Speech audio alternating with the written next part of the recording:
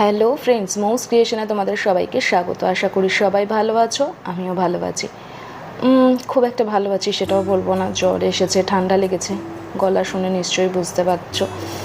তো একটু অ্যাডজাস্ট করে নিও। আজকে এই ভিডিওটা অনেক দিন ধরে পড়ে আছে, তো ভাবলাম এডিট করি তাই।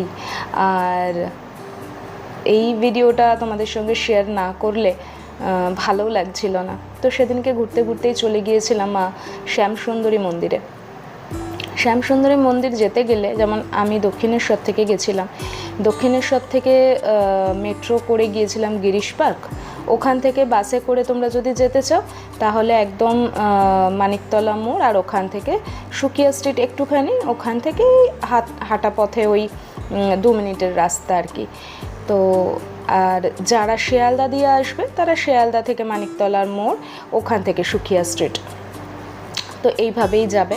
তো আমরা সেদিনকে গিয়েছিলাম, আর ডালা ওখান থেকেই তোমরা পেয়ে যাবে।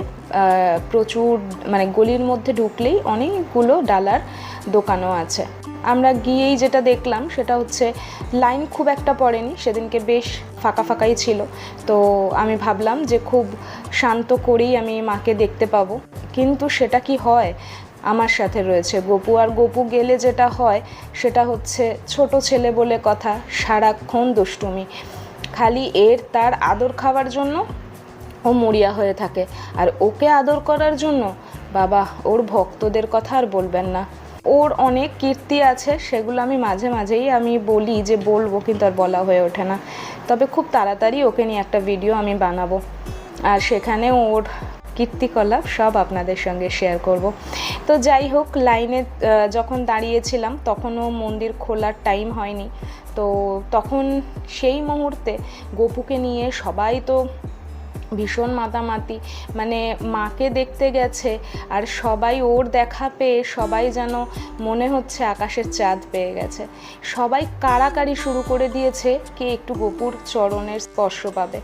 তো যাই হোক, ও ভীষণ ছোট ছেলেদের যেটা হয় ভীষণ আদর খেতে ভালোবাসে, সেটাই ও করছে।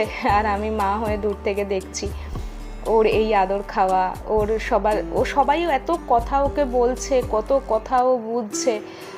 এটাই চাইবো ওর কাছ থেকে যে এরকমভাবে কিছু যদি চায়, গপু যেন সেগুলো সব তাদের পূরণ করে।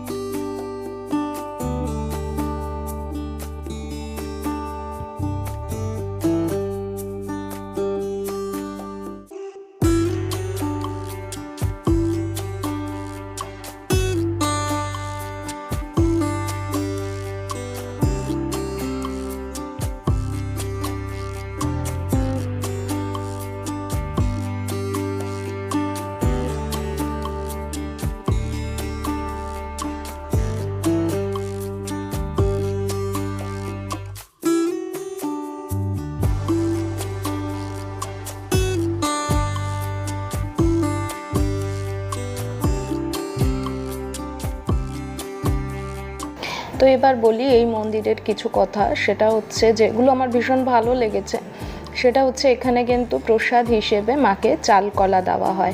আর এই চালকলা কিন্তু প্রসাদ হিসেবে যখন আপনি আর কি মন্দিরে ঢুকবেন তার আগেই আপনারা প্রসাদ বা পুজো যেটা আপনি দিতে নিয়ে গেছেন সেগুলো কিন্তু আগেই তাদের দিয়ে দিতে হবে। এবং তার জন্য ওনারা খুব একটা ভালো একটা ব্যবস্থা নিয়েছে, সেটা হচ্ছে আপনার নাম গোত্র সব নিয়ে নেবে। এবং আপনি যদি অতক্ষণ থাকতে না পারেন, যখন মায়ের পুজো হবে তখন কিন্তু সেই হিসেবে পুজো হবে এবং আপনার পুজোটা কিন্তু সেই মায়ের কাছেই যাবে। আর যেটা আরেকটা জিনিস সেটা হচ্ছে এই চাল কলাটা কিন্তু মাকে দেওয়া হবে এবং সেটা ভোগ হিসেবে যাবে। আর এইখান থেকে কোনো প্রসাদ কিন্তু আপনার কাছে আসবে না। আপনার যদি মনে হয় আপনি প্রসাদ নেবেন তাহলে ওখানে ভোগের ব্যবস্থা আছে, আপনি খেতে পারেন। ওখানে প্রত্যেক দিন ভোগ খাওয়ানো হয় এবং আপনার যদি ভাগ্য ভালো থাকে তাহলে আপনি সেখানে ভোগ খেতে পারবেন। তো এইটা হচ্ছে সেই জায়গা যেই জায়গাটা আমি পুজোটা ওনাদের দিয়ে দেব এবং সেখানে আমার নাম গোত্র সব নেওয়া হয়ে গেছে এবং সেখান থেকে আমি পুজোটা দিয়ে এরপরে আমি যাব মন্দিরে। আরেকটা কথা, সেটা হচ্ছে এই যে শ্যামসুন্দরী মন্দিরে কিন্তু কোনো মন্দির নয়, এটা অ্যাকচুয়ালি একটা বাড়ির ঠাকুর এবং এই ঠাকুর প্রচণ্ড জাগ্রত। এবার আমি সত্যি কথা বলতে অনেক শুনেছিলাম মায়ের কথা এবং ইউটিউবেও প্রচুর দেখেছি যে জীবন্ত কালী। সত্যি বলতে যতক্ষণ নিজের চোখে আমরা না কিছু দেখি না ততক্ষণ আমাদের মন বিশ্বাস করতে চায় না। তো বিশ্বাস যে করি না সেটা বলবো না, তবে কোথাও যেন মনে হয়েছিল যে মাকে একবার দেখেই আসি না। সবাই যে বলে জীবন্ত, ঠিক কীরকম লাগে, জীবন্ত কেন বলে, সেটাই দেখতে গিয়েছিলাম। তার মানে এই নয় যে ভক্তি ছিল না, আমি ভক্তি ভরেই দেখতে গিয়েছিলাম মাকে। আর সত্যি বলবো মায়ের এই অপরূপ সৌন্দর্য দেখে আমি জাস্ট মুগ্ধ হয়ে গেছি। আর গোপুর কথা তো ছেড়েই দিন, আমি মানে গোপুর সবথেকে বড় ব্যাপার হচ্ছে ও যে মাকে দেখতে গেছে তা না করে ও আদর খাচ্ছে। আর একদিকে ভালোই হয়েছে, ও আদর খাচ্ছে আর আমি মন্ত্রমুগ্ধ হয়ে শুধু মায়ের দিকে তাকিয়ে আছি। কি অপরূপ চোখ, কি অপরূপ মুখ তার। আর এখানে কিন্তু মাকে পুজো করা হয় 5 বছরের বালিকা হিসেবে। এই যে ছোট্ট মুখ, তার মুখে যে একটা শৈশবের হাসি, সেটা যে কি সুন্দর, কি মুগ্ধ করা। আর সবথেকে বড় কথা, মনটা যেন পুরো শান্ত হয়ে যাচ্ছিল মাকে এক ঝলক দেখে, যেন মনে হচ্ছিল আমি দেখতেই থাকি। যেহেতু সেদিনকে অত ভিড়ও ছিল না, আমি মাকে অনেকক্ষণ ধরে দেখেছি। একটা কথা কি ভীষণ বিশ্বাস করি জানেন, যে মা না ডাকলে বা ধরুন আপনি কোনো তীর্থস্থানে যাবেন ভাবছেন, কিন্তু যতক্ষণ সেই দেবতা আপনাকে না ডাকছে ততক্ষণ আপনি ওই জায়গায় যেতে পারবেন না। তো আমার সেদিক থেকে বলবো প্রচণ্ড ভাগ্য যে আমি ওনার কাছে যেতে পেরেছি। আমি সত্যি এটা আমার অনেক বড় প্রাপ্তি।